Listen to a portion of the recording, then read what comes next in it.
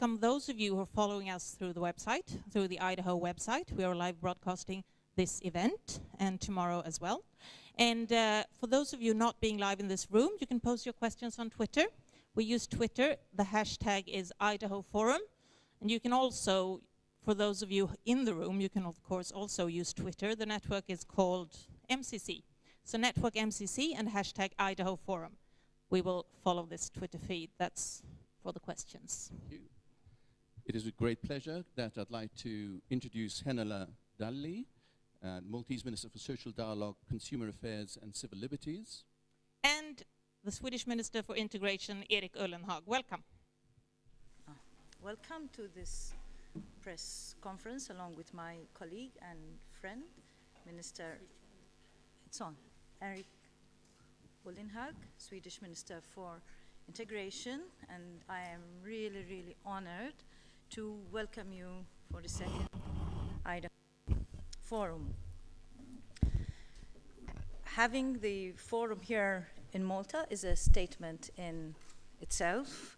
For us, co-hosting this forum with Sweden makes it even more meaningful, since the Swedish government has been on the forefront for a very long time, with both of us working together towards this forum, as well as having several ministers and governments represented during these 2 days. The European continent is brought together in the fight for equality. We do hope that the forum provides an opportunity for fellow Mediterranean and Southern European countries to elevate LGBTI issues higher up on their national agendas, as we did here in Malta.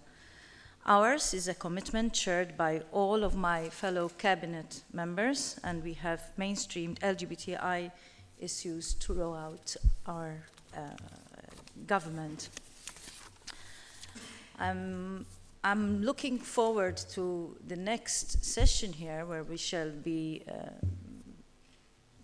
seeing what the FRA agency has to say about its reports. The Council of Europe also, the Commissioner for Human Rights report, the ILGA Europe report, and other issues which we shall be discussing, which emanate from these reports, will show us how much still needs to be done so that we really have equality, true equality, and justice and no prejudice.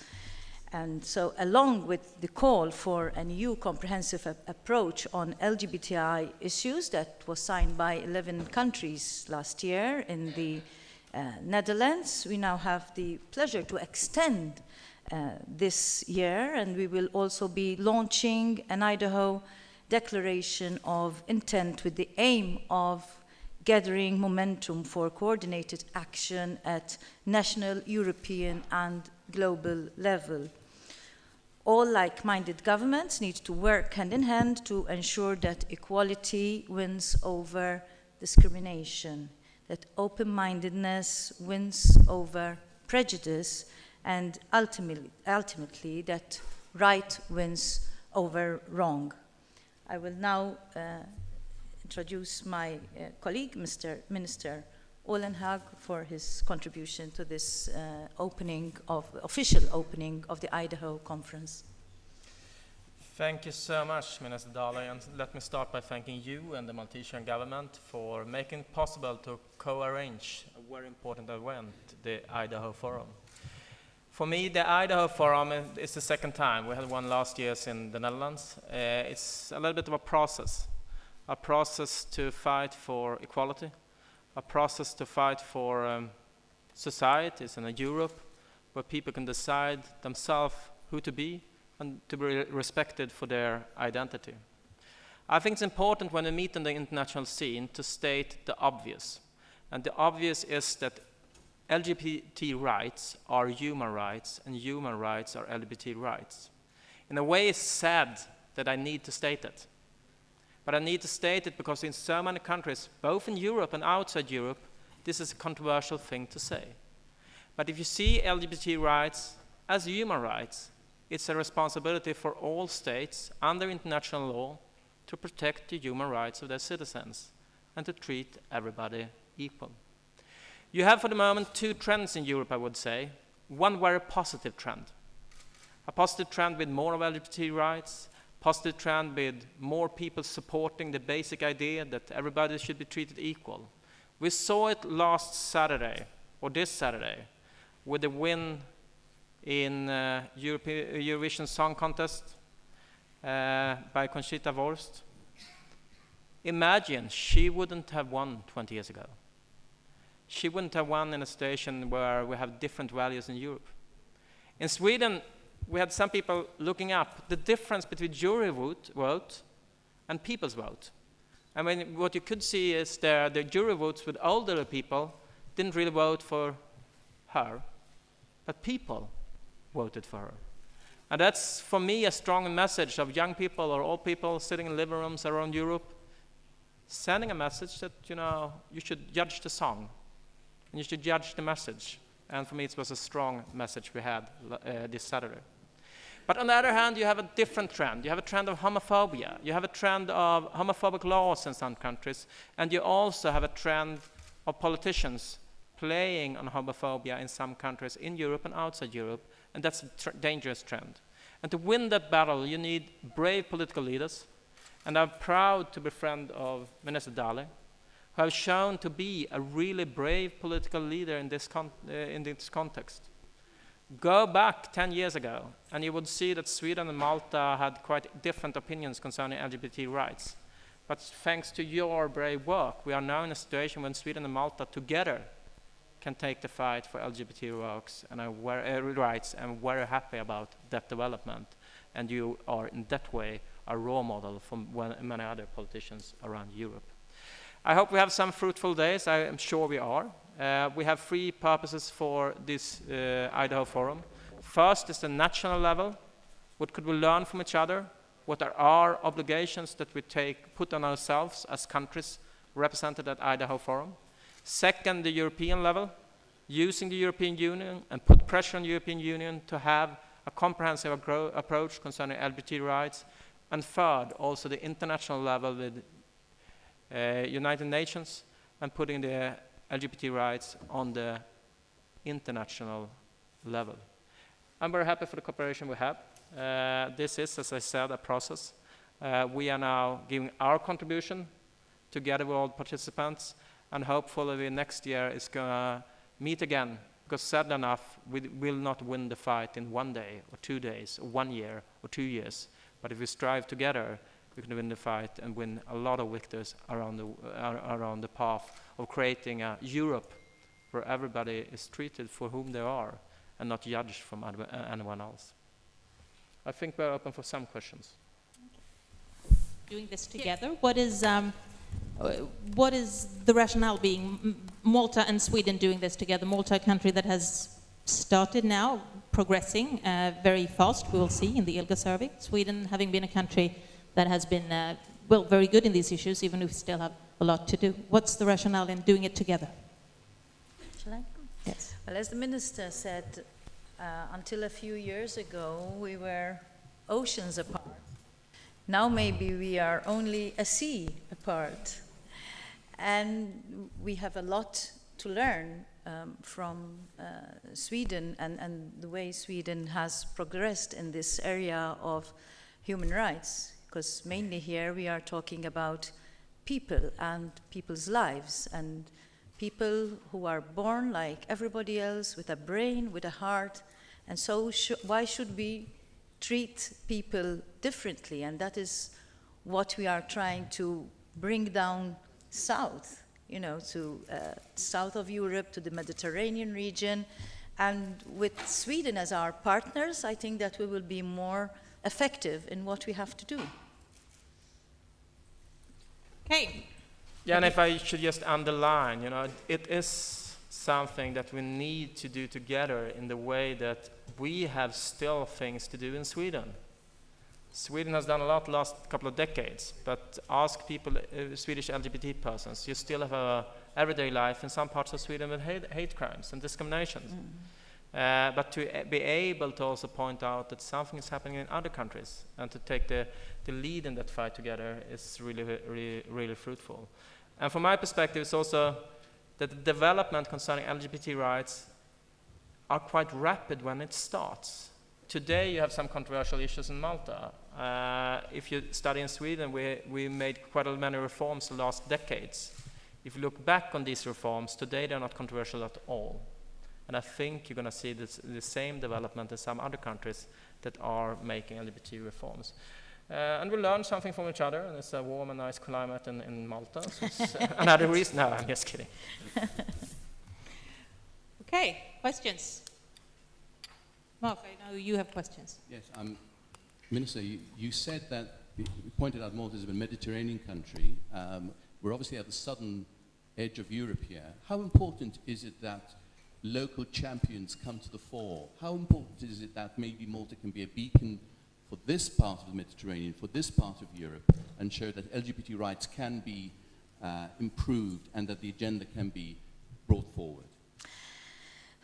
I'm not very fond of the word champions. I mean, we are doing this really genuinely because we really care that every person has his or her rights, whatever the sexual orientation, whatever the race, whether he's a man or she's a woman.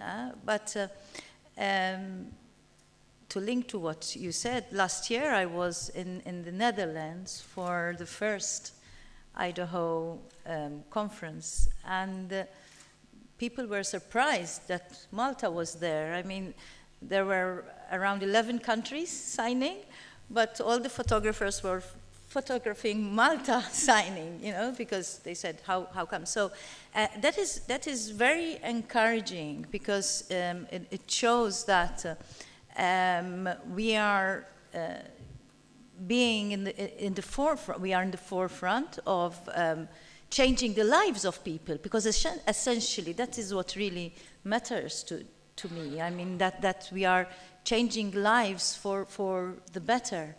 So to be last year in the Netherlands and stand out because in this area Malta was absent really, and a year on to be here and with a leader in LGBTI rights with Sweden, for me it's a satisfaction that we worked very hard this year to change the lives of people who have hitherto been ignored to a certain point, you know. So for me, it's very important and very special that we are, as a government, we are making a difference in the lives of people, and that is what matters most to me.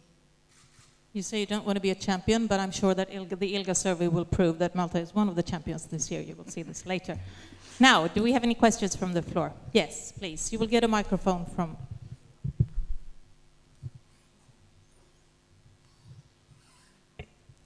Hello, my name is Greg Usher from the Consortium of LGBT organisations in the UK. I was interested in Minister Ullenhag's analysis of two trends in Europe at the moment. And my question, I suppose, is do you think this is a new phenomenon, these two trends? And if it's not new, if it is new, where's it springing from? Particularly the trend that's the homophobic trend. Thank you. Sorry, the question, I didn't The sound is not very good. the sound was so bad, so I didn't really get the question. I understood it was about the two trends, yeah. But then I didn't hear the final. Sorry, so the question was, with the two trends, is this a new phenomenon, do you think? It would strike me that this phenomenon has been around for some time, but if it is new, where do you think this particularly the homophobic trend is springing from? Was that clear? Thank you. Probably your guess is as good as mine if it's a new phenomenon or not. Of course, when you strive for human rights, you are making progress. At the same time, you have forces that are fighting the progress. What I see as a little bit new is that you have, I guess, a quite broad LGBT movement and broad public support for the LGBT movement all around Europe. But at the same time, you really have dark forces back on the street. You have some countries where you see neo-Nazis, even in Sweden you could see neo-Nazis playing the homophobic card. And in that way, it's a new phenomenon. You also see some countries in Europe where politicians in a different way than earlier is playing the homophobic card, and that scares me in a way. And that means that all good forces need to stand up together to be crystal clear on the idea of human rights for everybody. And that's why I started with human rights, because all these countries we're talking about are claiming that they fulfill their duties under international law concerning human rights. So that's also the key to lock up the door to win the battle, I would say. Of course, history is full of parallel trends, but I didn't think, actually, we can't vote in the Eurovision Song Contest in Sweden for Sweden, but I like Sweden, the Swedish song, but I didn't think, actually, that you would have had this result in Eurovision Song Contest 10 years ago or 5 years ago. I didn't even think you would have it this year. And that's the broad trend you're having in Europe, a trend outside the political meetings, I would say, on the streets. Anything else? Yes, on the top over there. You'll get the microphone. Yes, you can wave once again so he can see you. It's right at the end, back at the end, yes.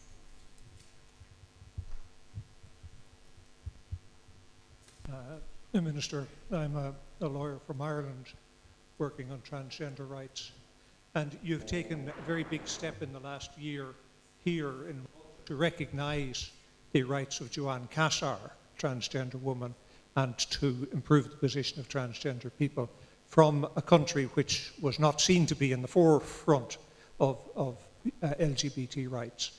So would you have anything to say to the handful of remaining countries in Europe, including my own Ireland, which still do not give legal recognition to transgender people? And does your experience here indicate that this can be done without causing, that to do this, to recognise transgender people's rights, will not cause any great convulsion in society or upset the morals of the nation or anything like that? What I would say to these countries is that I would want to share my experience with them of the mother who phoned me up when we started talking about the Joanne Cassar case, and she told me, I have a 16-year-old transgender son. She said, you have no idea what our life is like. The pain and the suffering of seeing my son bullied at school, not able to function in society because of how he was born. And how can you give your back to the plight of that mother, to the plight of that son, to the plight of that father, who have to live every day that reality? I really don't understand these countries who do not want to give rights to transgender people, to LGBTI people, whatever. So really, we have to look at the person, and I think that is the way to convince governments and the way to convince cabinets. When I went to my cabinet with that story, they said, how can we not help this woman? How can we have this woman in the European court when it is our duty to give her her rights? Give her, even I don't like the word give, as if the rights belong to somebody. But really, we have to look at the everyday realities of people who our society considers to be different. Nobody chooses how they are born, so we have the obligation as governments to see that these people lead the best possible lives they can, and that they have access to fulfill their potential and be active citizens in any society. One last question over there, yes. You can take, yeah.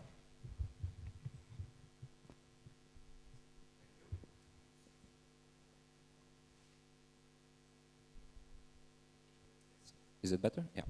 My name is Michalovnik. I come from Slovenia, from an NGO called Legibitra. I would like to ask you for a message that you would to those politicians that in many countries stand behind the agenda of equal rights, but don't exercise it because they find it not good for their ratings. I would like to hear responses from both of you. We are faced with such realities in many countries in Europe, even today. Well, the ratings thing is a pity, because you don't try to improve a person's life according to ratings.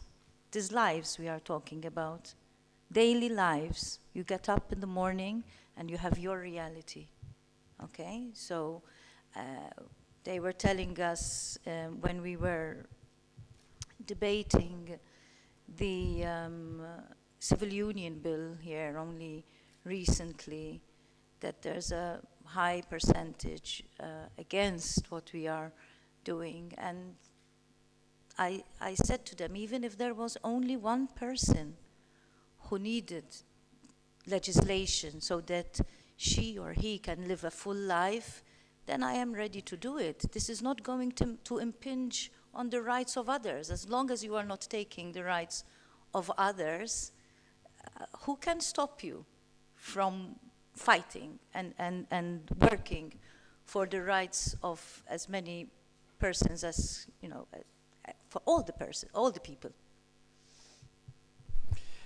I totally agree with Minister Dale, because this is the fight for human rights, and you also have a responsibility as a political leader to be a leader in certain situations. If you go back in history and see every fight for human rights, they haven't always been popular. It has almost always been unpopular to stand up for gender equality, for example. But people's minds also change if you try to have a basic idea of what you stand for and stand up for it. If I should give them a political answer, you know, what's going to happen in 10 years, 15 years, if you take this fight, is that the reforms you are launching are going to be broadly supported after a while. I'm not saying that Sweden is the best of the world, it's not. But if you go back in Swedish history, we have had the same discussion in Sweden. Almost all the LGBT reforms have been very controversial at the time when they were launched. But a couple of years later, they have been, you know, totally not only acceptable, but supported by broad support of the Swedish society. Take a gender marriage act in Sweden. The first one was a partnership act in Sweden. It was extremely controversial. You had a lot of people in Sweden saying, you know, the world is going to stop if you launch this kind of legislation. But we are still here, and the world is spinning around, you know. And I don't see almost none politician in Sweden today is want to change and put a rewind on these kind of laws. So if they want to be popular in a modern world, they should take the fight now. But the basic idea of taking a fight is to stand up for human rights, and that's their obligations, because they have signed a lot of treaties that say that they should stand up for human rights in practice and not just in theory. A good way to summing this up is something you actually, Minister Ullenhag, said in the pre-meeting in Stockholm. You said something like this: the greatest danger is not when evil people are talking, it's when good people are silent. Kind of a I good thought way of saying the same tomorrow, but it's going to be hard to say it when you said it today. I already took that line from you. Minister Erik Ullenhag, Minister Helena Dalli, thank you very much. Thank you.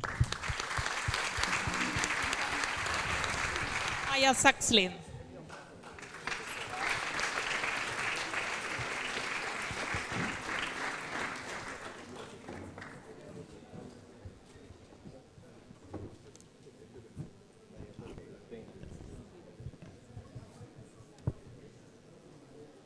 ministers, dear all, good people. It's a great pleasure to be here with you. I would like to, on behalf of the Fundamental Rights Agency, to congratulate you for organizing this event here.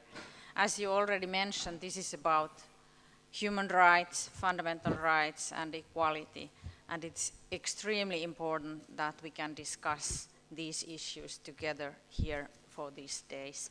So thank you very much for organizing this event.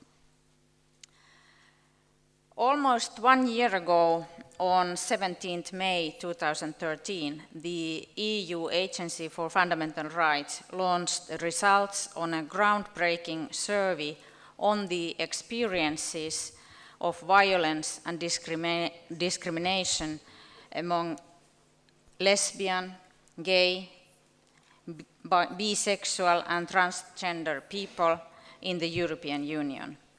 More than 93,000 respondents from 28 EU member states participated in this online survey, which made the largest ever of this kind. We carried out this survey following calls from the European Parliament and the European Commission. The results were telling. The report revealed how LGBT people are often simply not able to be themselves at work, at school, in public, or even at home. Many hide their identity and live in isolation. Far too many have experienced violence or live in fear of being attacked or harassed. Many others experience discrimination and violence. The report launched 1 year ago led many of our stakeholders to seek more details and information from us. Officials in one EU member state asked us for detailed data on unemployment among transgender people because they wanted to seriously tackle unemployment among this community. Members of Parliament in other member states invited us to present the data in their country as new legislative proposals or policies were being developed. And the European Parliament itself referred to our findings in their resolutions. The overwhelming reactions made us realize that we should dig even deeper into the data that we collected. You can also do this too through our online data visualization explorer, which allows everyone to consult the data for their country and make comparisons between countries, age groups, and so on. We also decided specifically look at the responses of transgender respondents, the results of which we expected to present later this year. Today, Fra will present to you the results of our analysis of the full data set. Fundamental Rights Agency expert Dennis van der Weur will highlight a couple of trends and patterns we have identified that we have brought together in our main results report, which should be available shortly. The analysis reiterates the need for more targeted action, especially in relation to certain segments of the EU LGBT population. Allow me to most warmly welcome the initiative for the Maltese and Swedish governments to organize the second IDAHO Forum. Fundamental Rights Agency has been involved from the early stages in the work of the LGBT governmental focal point network. We believe that such a network of member states can help drive change in the EU. Our data provide evidence-based advice that can help shape many of the policy initiatives in the EU. We hope that the new data will provide will prove useful to many of you here today. So together we can help make a difference to the lives of the LGBT people across Europe. Let's change the Europe together. And now I would like to give the floor to Dennis. Thank you very much to both governments for allowing us the opportunity to present indeed trends that we found in our data set. 1 year ago we presented the report in The Hague during the first IDAHO conference. Since then the report has been downloaded 13,000 times. We've been at many different places in the EU to share the data set and to inform policymakers. Of course, what's very important is to emphasize that the request for this survey came clearly from a policy need. The European Parliament had asked for such data, and Commissioner Reding herself asked the Fundamental Rights Agency for more data on the lived experiences of LGBT people. I think the Maltese minister just emphasized the everyday lived experiences of lesbian, gay, bisexual, and transgender people. This is what this survey is about.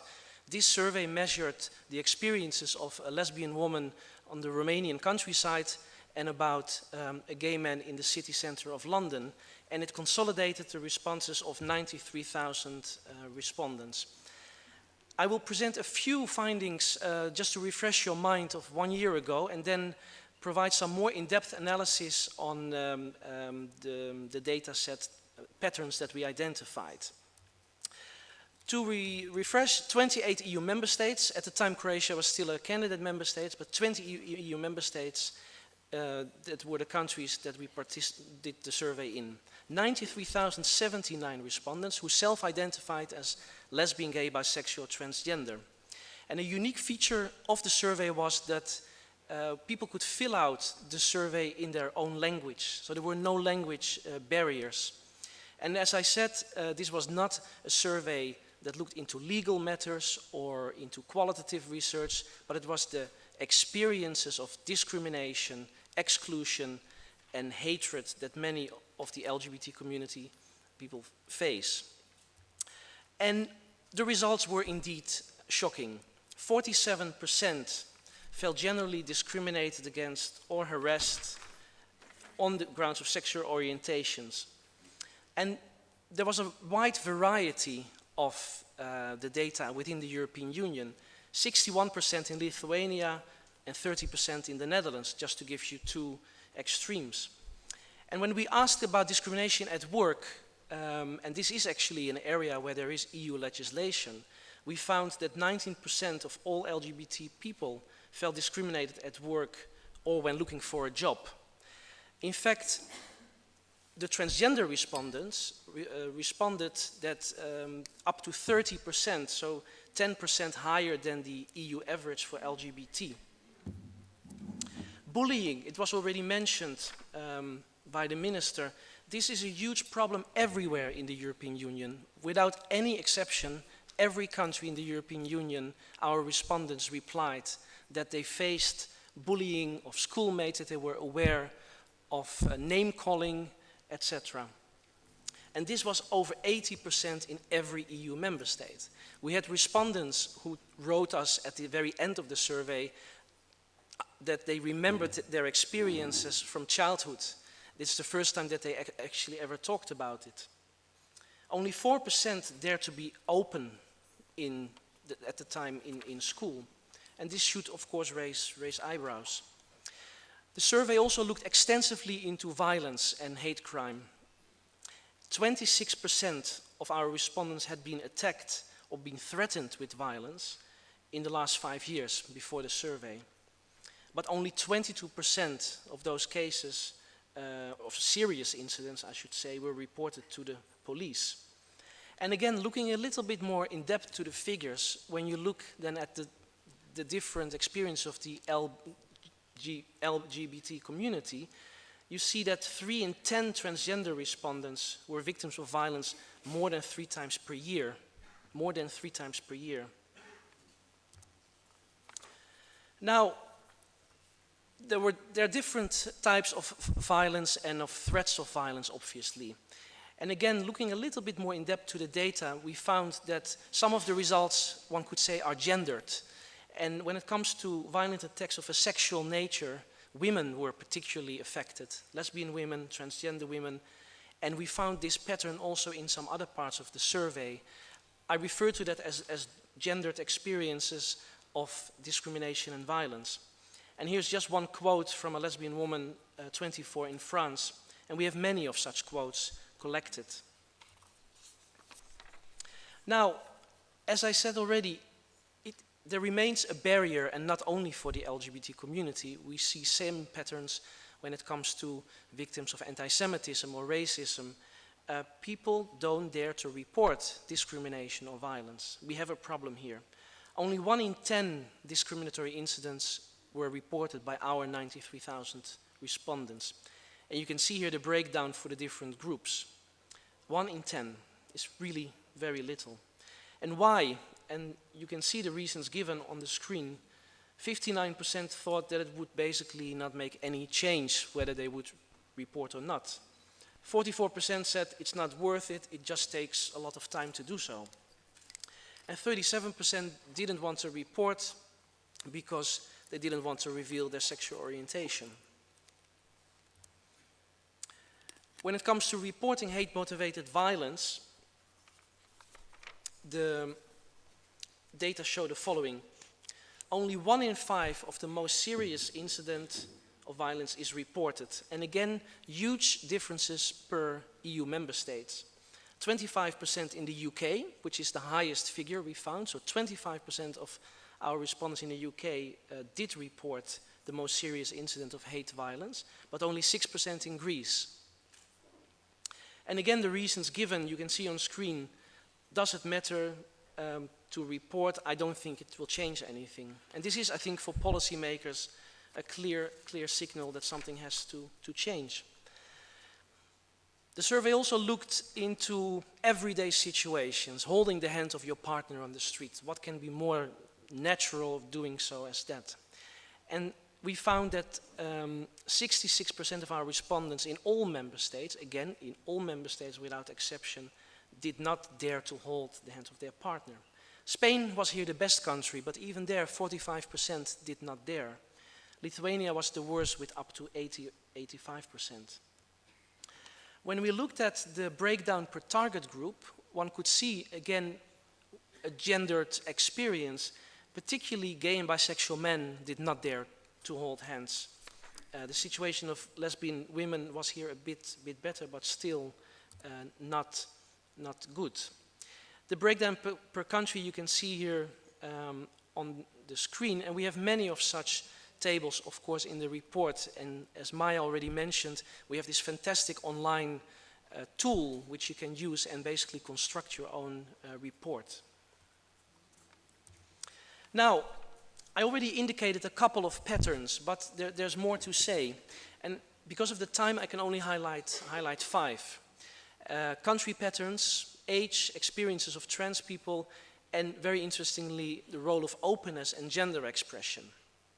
And finally, some words on positive measures. Country patterns showed great differences between countries. I already mentioned that. However, there were 3 areas where there were no changes, no differences per country. That was in the area, I already mentioned it, when it comes to bullying at school. That was in the area of holding hands and the area of underreporting. In those 3 cases, basically in every EU member state, our respondents showed the same pattern. And then we started to dig a little bit deeper into patterns in countries. And this is just one example. Again, this can be done for combining many different questions of the survey. And you can see that a couple of countries show a same pattern. So in Belgium, Czech Republic, Denmark, Finland, Luxembourg, the Netherlands, Spain and Sweden, we could identify a pattern where people were less likely to be a victim of violence, less widespread negative attitudes towards LGBT people, and less likely people were avoiding venues out of fear to be assaulted. And the opposite pattern, unfortunately, we found in the countries that you can see listed. Again, this is not a way of saying it's bad over here and it's good over there, because there are problems in every country, but we have identified the patterns that I've highlighted here. The role of age. Again, looking at the whole data set, we could basically conclude that the younger you are as lesbian, gay, bisexual, transgender, the more problems you have. LGBT respondents under 24, between 18 and 24, were less open about their sexual orientation or gender identity. They did not dare to say at home that they were lesbian, gay, bisexual, transgender, and they perceived the environment around them as very homophobic and transphobic. Many of them did not dare and do not dare to come out to their parents or friends. We also have cases of violence at home, violence in the family, basically. And just to give you an indication on the differences between age groups, we found that when it comes to discrimination, 57% of this young age group between 18 and 24 reported to have been discriminated, against 27% for the age group over 55. So here we see a clear pattern, and I think, again, for policymakers and for those working with young people, with the younger generation, there's a lot of work to be done. And then a huge and very disturbing pattern when it comes to basically every experience of discrimination or violence. Transgender people do worst of all the different groups in the survey. More discrimination, more harassment, more violence, more often violence if you have faced it, and trans people felt discrimination so widespread in a majority of EU member states. We are looking into this data set, Maya already mentioned it, with a special report that comes out later this year. We hope to do it around Trans Remembrance Day, 21st of November, and to really come out with a couple of good recommendations. But it was not only transgender people. Lesbian women faced most problem when it comes to healthcare, about questions by doctors that were not relevant when it comes to their sexual orientation. Bisexual people faced a lot of problems when it comes to coming out. And gay men in particular avoided most of all venues and buses, public places to go out to. A very important role in the survey results was the role of openness about being gay, lesbian, bisexual, transgender, or gender expression. And here we should pause a little bit, because it's a very crucial point. We found overall that those lesbian, gay, and bisexual respondents who are open about their sexual orientation, or who dare to be open about their sexual orientation, responded more positively to the question. They faced less discrimination and they faced less harassment. However, as I mentioned before, even this group tended to avoid holding hands with their partner or avoiding some places of fear of violence. But this did not apply to our transgender respondents. There actually we found the opposite pattern. The more open you are as trans person, the more harassment you can expect, more violence, more discrimination. In particular, I would say trans women, although again we are looking a little bit more in depth to this data set. And what we also found when it comes to expressing your gender is the enormous role it plays in people's life. And of course, I cannot avoid the following slide. Last Saturday, it was already mentioned, we had, I think, a fantastic experience of somebody who confused, who raised issues. The agency, as you know, is based in Vienna, and this is at the moment the biggest topic of today. The need for people to categorize, the need of people to to say this is not possible, a woman with a beard. And she really has raised a debate, and we have to see how this will develop. So we have looked also in our survey to the role of gender expression, gender appearance. And here you see a quote of, in fact, a lesbian 36-year-old here in Malta, who I think said something very important. Perhaps it is less about the sexual orientation as such, but it's about gender, about how you look, how you portray yourself, and if society can deal with that. And also our data, our figures, showed very interesting data in this regard. Lesbian and bisexual women often got negative reactions of being so-called too masculine, and vice versa. 6 out of 10 gay men in the EU got negative comments of being too feminine. And now the interesting part here is, and this may not come as a surprise for some of you, but now we have it confirmed, those who express themselves perhaps in a different way than society would expect, they face the biggest problems. So we saw, for example, when it comes to hate-motivated violence, and we looked at gender expression, because we asked the people, we found that particularly gay men, bisexual men, and transgender people, that if their gender expression did not match their biological sex, that they face double the amount of discrimination and violence. And I think this is an issue which puts the survey results way beyond the LGBT human rights discourse, but very much so to a gender discourse and what it is to be a man or a woman, or if you don't want to portray or identify with any of those categories. To conclude on a more positive note, we asked what can member states do. I think we have a fantastic audience here of activists, but also of member state representatives, of ministers, and there's a lot that our respondents told us what member states can do. The first point to make is awareness about legislation. We found on an EU average, when it comes to sexual orientation legislation, that 56% is aware of the fact that such a law exists, when it comes to employment discrimination at least. But again, huge differences per country. It's a bit small on the screen, but we can see here that Sweden, UK, Finland, Netherlands, and Denmark, we have high percentages. People know in these countries that there is legislation. But in Cyprus, Greece, Italy, and Hungary, people are not aware of such legislation.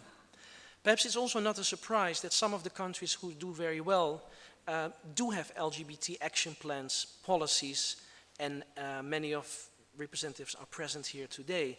It may be an incentive for those not doing well to also develop such plans. But again, this is not only about sexual orientation, but also about gender identity. And here we found that only 42% is aware of discrimination in the area of gender identity. And very finally, and this is really an thought-provoking exercise for policymakers, what needs to be done for LGBT people to feel better in the European Union?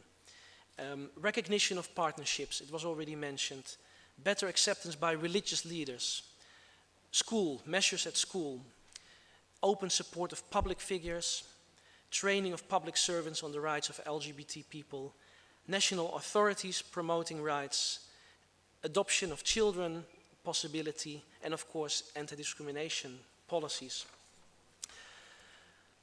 These data show us that a lot needs to be done. There are many discussions ongoing in the run-up to the European Parliament elections.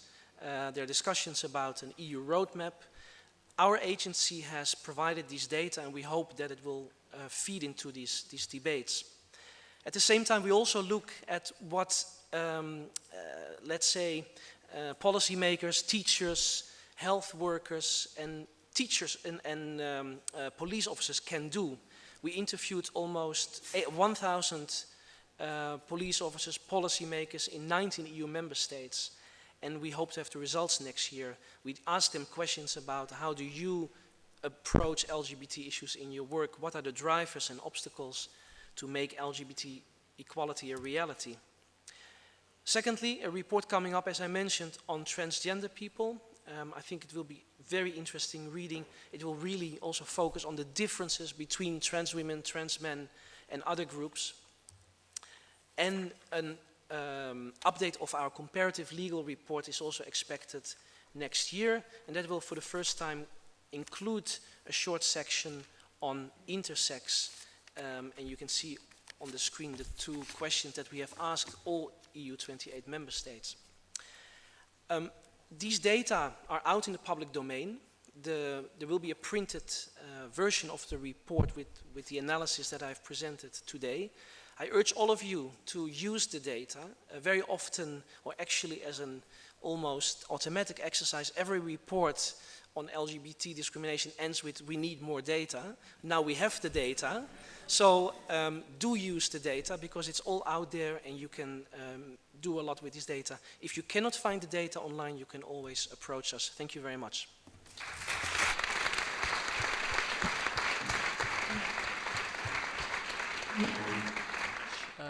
ILGA Europe's LGBT rainbow package, and it is constituted of 2 tools, and they go together.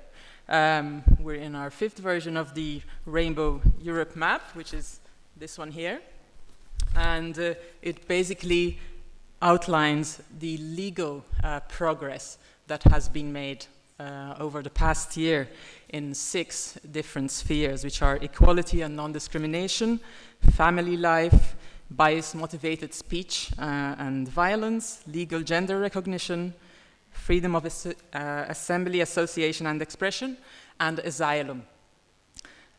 So this gives us a very clear picture of where each country in Europe stands. And then accompanying this tool is our annual review, which gives perhaps a better flavor of what the social context is for each country. There's some diversity in the timing of them. So the annual review is strictly January to December 2013, whereas the rainbow map is actually the latest information we have up to this date. So it's currently should be accurate unless some law has passed, which we don't know about in the past week or so. Before I pass on the floor to Evelyn, since I am Maltese, as well as being co-chair of ILGA Europe and a local activist here for the past few years, I'll give you one result that has emerged from this rainbow map, which is that Malta is the country which has advanced most in terms of legal rights since last year. So Malta has had a 22...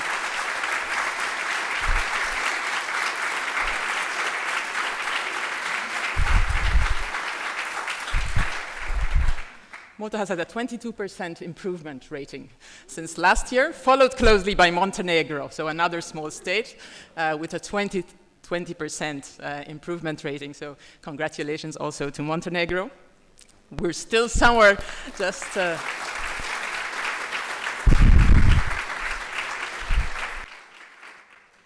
I'm sure Sylvain would say he's aiming to be first on the map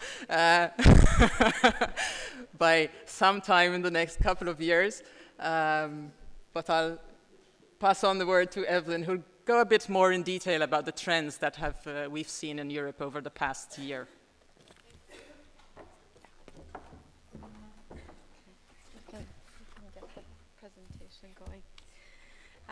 Thank you, everyone, and thank you for the Maltese government and the Swedish government for inviting us to launch the Rainbow Package, as we call it, here today.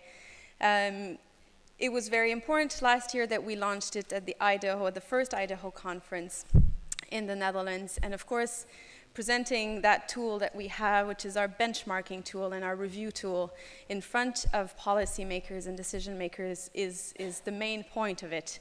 We use it. We have started to produce this a few years ago for all of the activists in civil society to be able to set the standards for policymakers and to make it clear as to what the LGBTI community in Europe was seeking as goals and how we measure equality and full realization of human rights. So it was meaningful last year to be able to present it for the first time in front of government officials, but I must say it does bear particular significance to be here in Malta to present it this year, where we can actually say, you know, congratulations, because and it's a heartfelt and genuine congratulations, because we know that it's been a committed process where the government has shown great leadership. So it is a pleasure to say that you have, you don't have the highest mark yet, but certainly the biggest progress.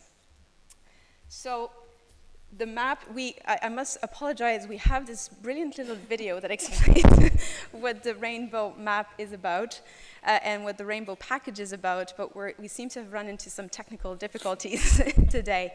But we're going to try to find a space where you can actually watch it, and it's a tool that makes it easy to explain what we analyze, what we report on, and the information that we use to benchmark. But we'll look at making it available in other places. But I think what you're more interested on, I see all of the eyes are already up there, is the actual map of this year. So the whole rainbow package does need to be seen as a whole. The map that you see up above me looks at the legal situation, and those are the key essential legal measures that need to be adopted by any given country to make sure that there is full LGBTI equality. But by all means, law, whilst it's a cornerstone for equality, is never enough. And so this is why we need to look at what we report in our annual review to have a better sense of the nuanced experience that we see in Europe. And if you put both of them together, what we have as a picture for Europe this year is one of widening contrast, and this is where I'm echoing some of the comments made earlier by the Swedish minister. On one hand, we see more and more countries moving towards greater recognition of families, marriage equality being adopted in more countries, and as well as, you know, important momentous towards getting more legal recognition for legal gender recognition. But on the other hand, we have all of the worrying trends towards the eastern part of the continent, with a new wave of criminalizing LGBTI people, especially through a spread of anti-propaganda laws and measures. So what we see legally is that we have, on the whole in Europe, not a great average. The average of all of the countries is something like 36%. And for EU member states, the average of EU member states is still below the mark of 50%. It's 46%. So there's still a long way to go. But more importantly, I think I was talking about the widening gap. If you see, the top is the UK with 82% in terms of the legal track record of the country. And at the bottom you have Russia, which we rank at 6%. So there's quite a big contrast. And 34 out of the 49 countries that we are surveying are below the mark of 50%. So there is a lot of room for improvement, and I guess that's the basis of the discussions for tomorrow in terms of how do we move more countries up the ladder. But the big changes, and this is who has moved up and who has moved down, I think is what most of you are interested in. And so, yes, in terms of top countries, you have Malta and Montenegro, we've named, are countries that have progressed the most. But you have a series of countries that have also progressed, and a lot of it needs to be said this year. What has meant that more countries were gaining more points is that one of the biggest gaps that still exists today is around trans rights. But I think in the last 2-3 years, there's been a growing awareness that when we look at LGBTI rights, there's the T, and I'm not even talking about the I yet, but there's a growing awareness that not enough attention had been paid to trans rights, and this is where countries that we had traditionally thought were doing quite well actually realized in the last few years, why is it that we don't have a higher score? And our response has been systematically, yes, well, you're doing quite well with LGB issues, but you're completely forgetting the trans rights. And this is what we're starting to see, that more and more countries are paying attention, starting to address and adopt the necessary measures. Not perfect yet, far from it, but at least there's progress, and this is where a number of countries are moving up in terms of their score, as well in terms of progressing hate crimes law and provisions against violence. Yeah, so just maybe to highlight very quickly, and then I'll just leave room if people have questions. What you will read in our annual review, which is a country-by-country review of the key trends. It's not meant to be an exhaustive document, but we're highlighting the key trends and key developments by each country of Europe. And I think the points to be highlighting are indeed the number of countries where we're starting to mention a new wave of criminalization through anti-propaganda laws, but also the shrinking space of civil society organizations, and they tend to be going hand in hand. So there's a clampdown in civil society, broadly speaking, in terms of human rights, which affects particularly LGBTI organizations, and in some cases they're particularly targeted. And that, you know, it's not just Russia, it's Ukraine, it's Belarus, it's Armenia, it's Latvia, it's Ukraine, and not to mention Lithuania, which has had, you know, really similar laws for a number of years now. We see in terms of family, the bigger spread of, well, on one hand, the move towards greater recognition of rights, which is extremely positive, but unfortunately, we're seeing also that is getting accompanied by a social backlash.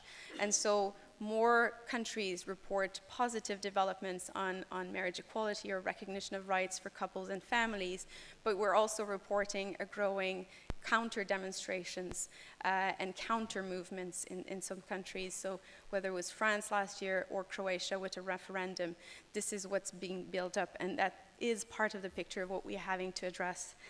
And then finally, I think it was last year, the FRA survey showed it very clearly, but this is also what we keep on reporting. Violence is a pan-European phenomenon. Homophobic and transphobic violence is everywhere. It's not because the UK has an 82% ranking that it doesn't have homophobic and transphobic violence reported. On the contrary. And that is clearly one of the biggest priorities that we need to all address. And we also need to look at the factors behind it and what's causing that, and especially where violence is fueled by discourse of political and religious leaders or other social actors. And in here, again, we're particularly concerned about the growing reporting of trans violence. Not that necessarily violence against trans people is increasing, we don't know that. On the one hand, there's growing awareness that it's a huge problem and that needs to be tackled. So that, I think, sums up what we are reporting on this year. I know many people in this room who will comment on their particular country scores and country realities, but we look forward to continuing the conversation, and we hope that it's a benchmarking tool that we can continue to use for many, many years, hopefully with reporting greater progress, a la Malta.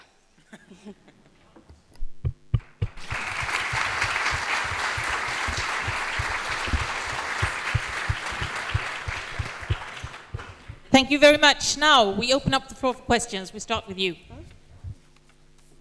And Dennis is also here keen to answer your questions. So, Mark. I'll start then. What are the levers for change? What seems to be the countries which have improved?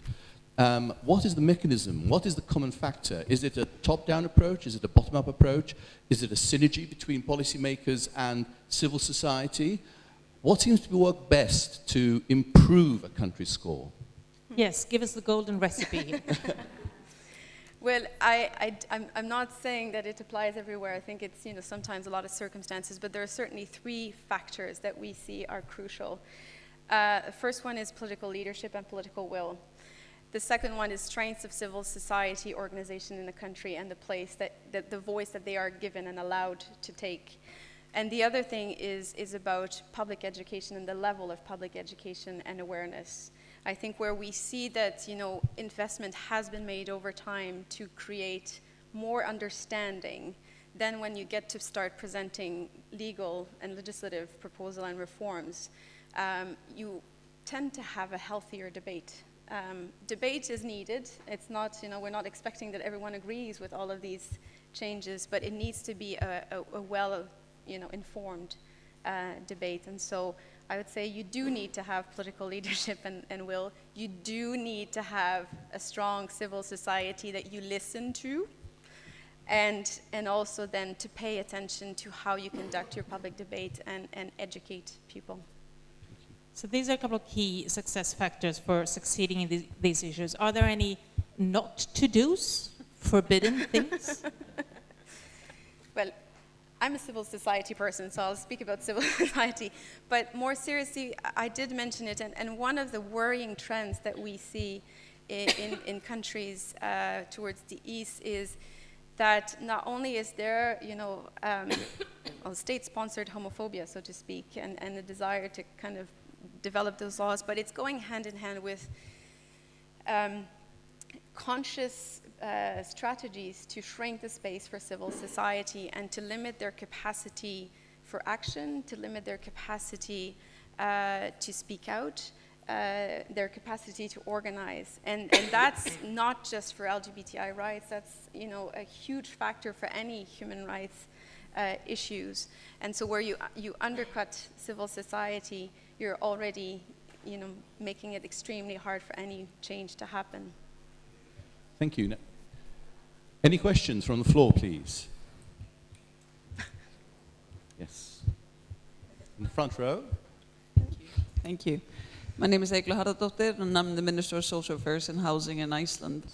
The question that I have here, I'm really glad to see that Iceland has progressed between the years. 8%. We're almost catching up with Sweden. But what I was wondering about the role of religion, because I think that's one of the points that you made. How important is the strength of religion in each country? How does it impact the progress? For example, in Russia, has the church been growing stronger, and might that explain the development there, or in other countries, or does it not matter? Do you want to take that one? No, I don't know. I can, but you might have something interesting to say. Well,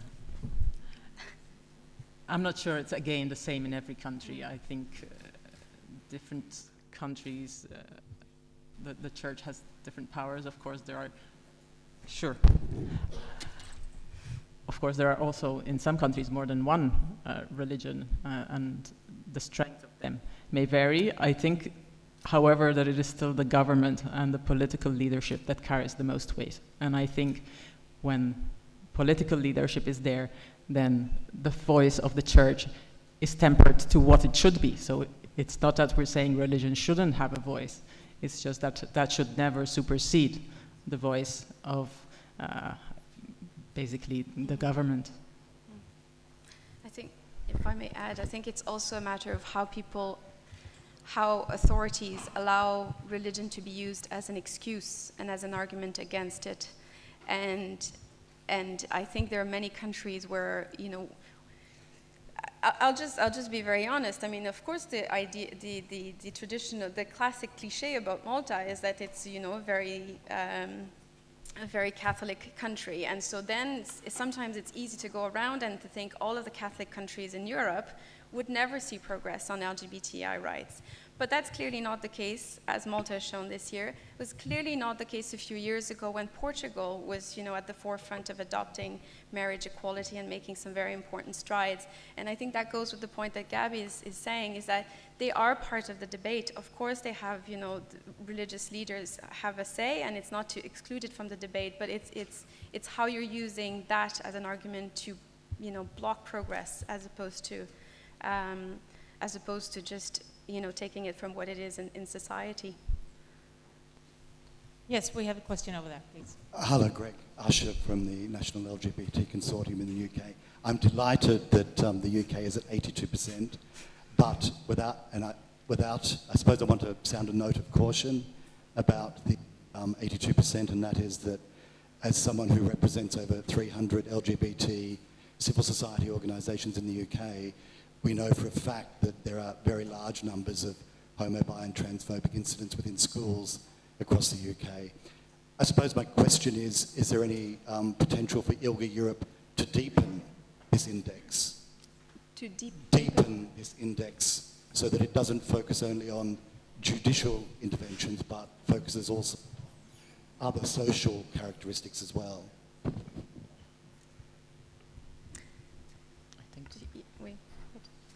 No, I think it's a valid question, and I think that the point is, which is where we reinforce the fact that the map is strictly legal, and this is where we've developed the annual review to paint a kind of a more nuanced picture where we're trying to report back on lived realities, because the message that we're trying to say is, whilst laws are essential, they're a cornerstone for any kind of progress in terms of human rights and equality, they're never enough, and it's about seeing how they're being implemented and the real impact that they have in terms of instigating social change. And so this is where we're trying to depict that for the time being through our annual review.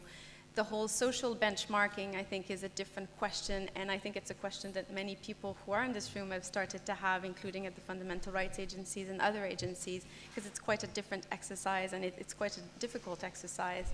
But hopefully, you know, this is where not just us, but collectively we'll get to go, because we will need indeed to have a more nuanced assessment of what's really changing for people in their day-to-day lives.